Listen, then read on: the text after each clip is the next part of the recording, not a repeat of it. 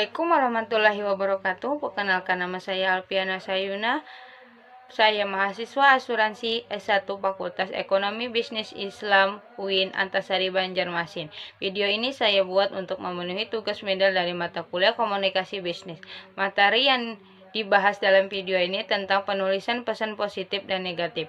Ada 6 pembahasan yang terkait dalam penulisan pesan positif dan negatif. 1. Penjelasan pengertian pesan rutin. 2. Pengertian strategi permintaan pesan rutin dan bentuk pesan rutin. 3. Contoh permintaan pihak internal dan pihak eksternal. 4. Menjelaskan pengertian ragam dan tujuan dari pesan negatif. 5. Jelaskan cara penulisan dan penyelesaian pesan negatif. 6. Jelaskan cara penolakan permintaan rutin, klaim, lamaran kerja, mengenai berita buruk tentang strategi, dan pencemaran nama baik.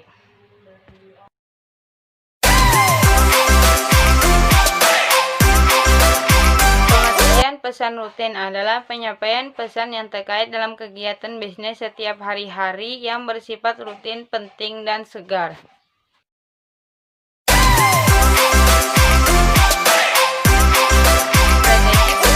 Rutin dan bentuk pesan rutin. 1. Menyatakan permintaan atau pesan pembuka. A. Menulis dalam nada yang sopan, tidak menuntut dan personal. B. Menggunakan pendekatan langsung. C. Mengemukakan permintaan secara spesifik. 2. Menjelaskan dan memberikan alasan pada permintaan Anda. Isi.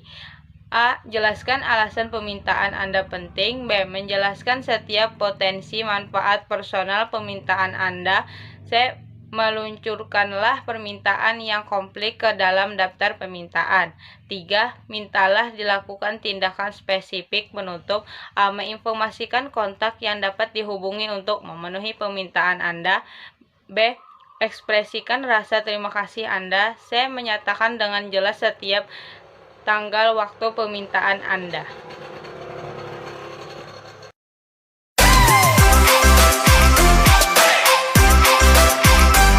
Eksternal dan internal. 1. Menyatakan untuk pihak eksternal. A. Biasanya permintaan pihak eksternal dikomunikasikan secara lisan namun dapat juga dalam bentuk tulisan. B. Bentuk permintaan rutin dalam bentuk tulisan yang paling umum dipakai oleh pihak internal adalah memo.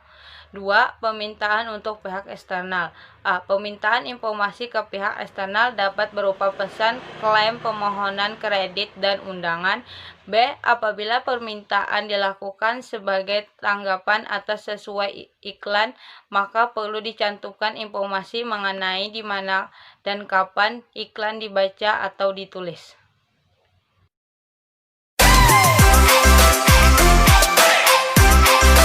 Pengertian pesan ragam adalah pesan negatif atau buruk. Bad news adalah pesan yang mempunyai dampak kurang menyenangkan bagi audien. Pesan negatif jalimnya disusun dengan pendekatan tidak aktif tetapi dalam juga dapat pendekatan langsung. B. Tujuan dari pesan negatif. A. Menyampaikan berita buruk. B. Memastikan pemerintah tentang berita buruk tersebut. C. Mempertahankan niat baik goodwill dengan permintaan atau pembaca pesan. C. Mempertahankan citra baik organisasi. E. Mengurangi atau menghilangkan kebutuhan konfederasi tentang hal tersebut di waktu yang akan datang.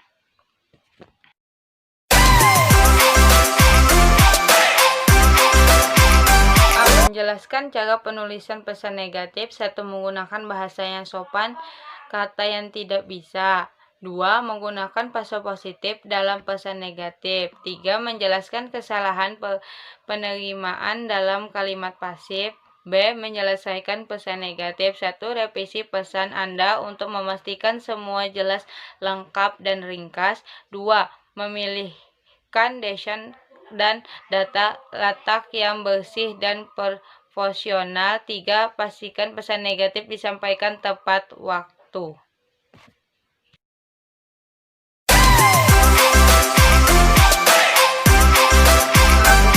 Melakukan Alasan penolakan A. Permintaan rutin. 1. Penolakan pesan rutin harus diisi alasan yang logis, diungkapkan dengan bahasa yang halus dan sopan agar hubungan baik tetap terbina.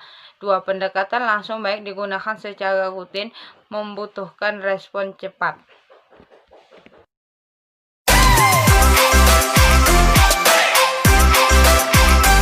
Klaim. Hampir setiap pelanggaran yang membuat klaim terlibat secara emosional, karena itu menggunakan pendekatan tidak langsung.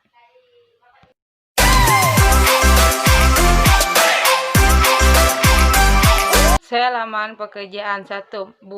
Membuka dengan pendekatan langsung. 2. Menyatakan dengan jelas alasan lamaran tersebut tidak terpilih. 3. Tertutup dengan penyalahan alternatif.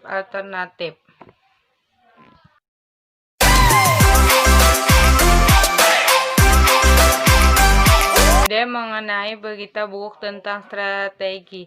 1. Berita tentang strategi selalu tidak disambut baik dan biasanya tidak diharapkan. 2. Tidak diharapkan pelanggan. 3. Pendekatan yang digunakan tergantung pada harapan pelanggan.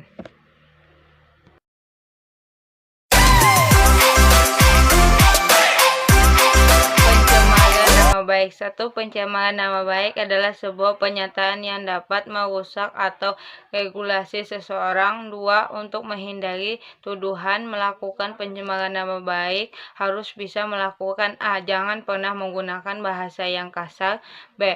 Tetap mengacu pada fakta. C. Jangan menulis dalam keadaan marah.